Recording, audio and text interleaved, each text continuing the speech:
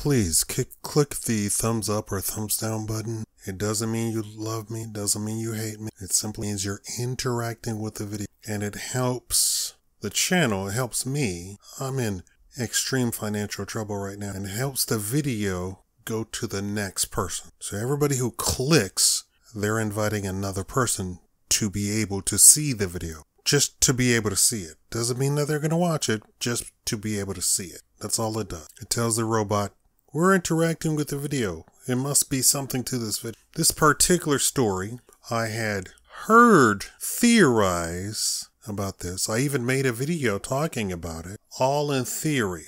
But this is a true, actual woman talking about her friend. This is my Carla series, so I use Carla, the name Carla, as my series for a woman who has met some tragic end, and it's all because of stuff that she has done to herself, decided to do. One thing led to another, and the result is something tragic. So I said that to say, understand, my Meet Carla series is all true stories about something that really happened to a woman. I've expanded it to include black women, men, what have you. We're really in a bad situation, and it's because people are listening to other people tell them things that they think the person wants to hear about themselves, about life, about men, but it's not coming from a person who has their best interest at heart. Why are they telling them what they want to hear? Because they have ulterior motives of their own. You will never hear anything coming from me that is going to destroy you, because I am, and then of course this word has been completely bastardized. I'm a humanist. I believe in humanity.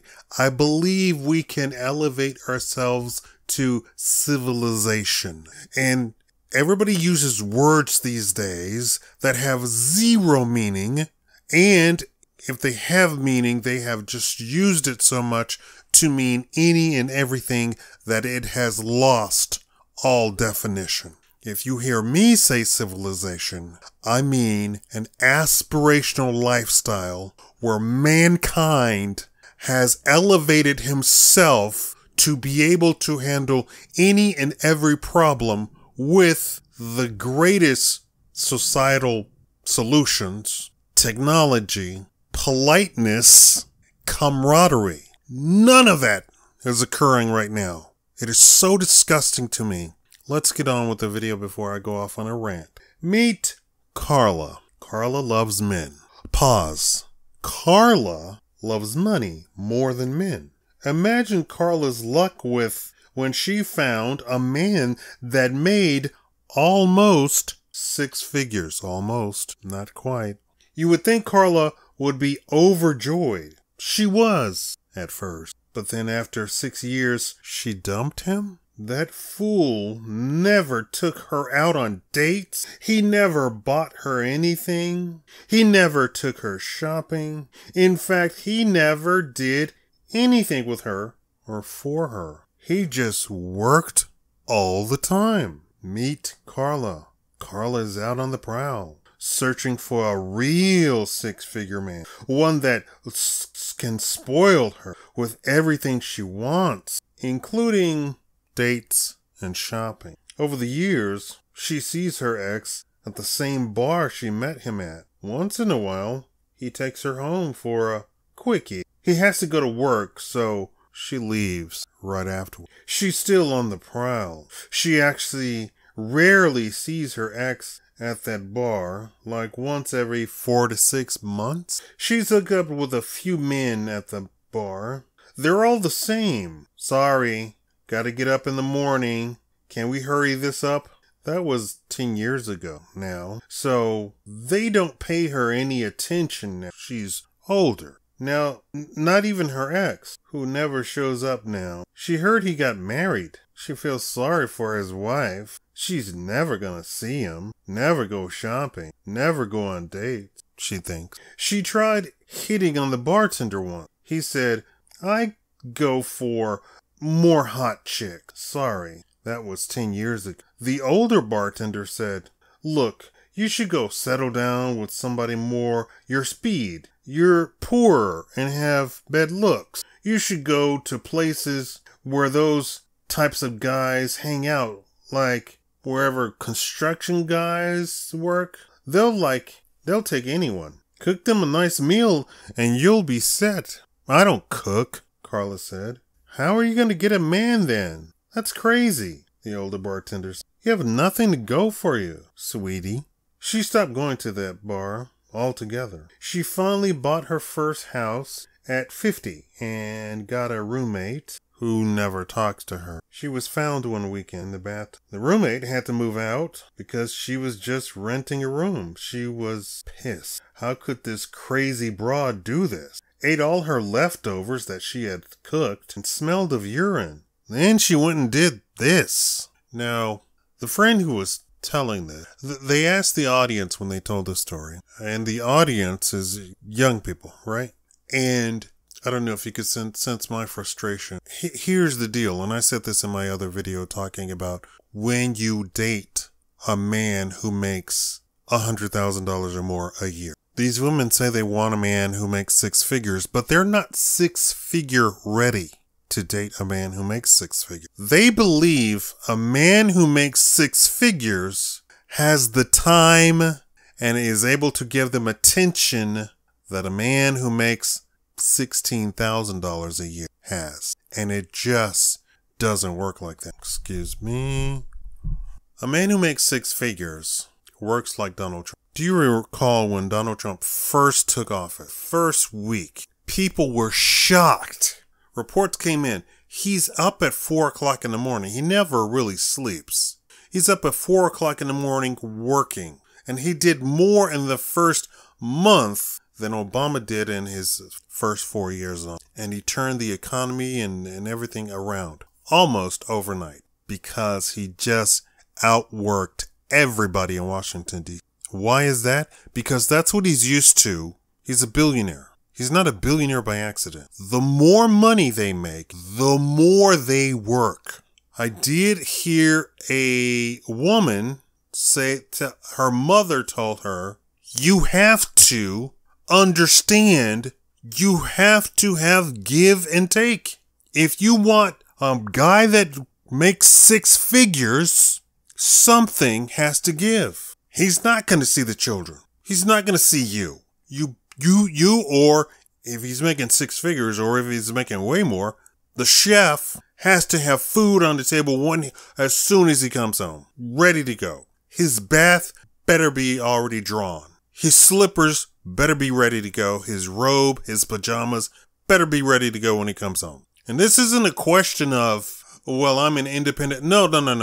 He has a certain lifestyle and he expects a certain thing. If you want a man who makes $30,000, if you want that kind of attention, that kind of time, then you get a man that makes $30,000. If he makes six figures or more, you got to be six-figure ready or more. And you got to be ready to not even be in his top 10 priorities. And I keep telling people, stop thinking that you're going to marry for love. Love does not last. Love is chaos. That's what love is. I don't believe in love. I've never been in love. I've never been shown love by anybody. Don't feel sorry for it. I come from a very rich family. I've never been shown love. It's okay. I'll survive. I'll be all right. And also, now that I'm far more mature about everything, I don't believe that they love God as much as they as much as they say that they do, because I don't see it. I see it in other people. Well, I definitely see it in other people. But love is chaos. Love is blind. Love is, I'm going to get up at 3 o'clock in the morning and go do something stupid or criminal because I'm in love with a guy. I'm in love with a girl.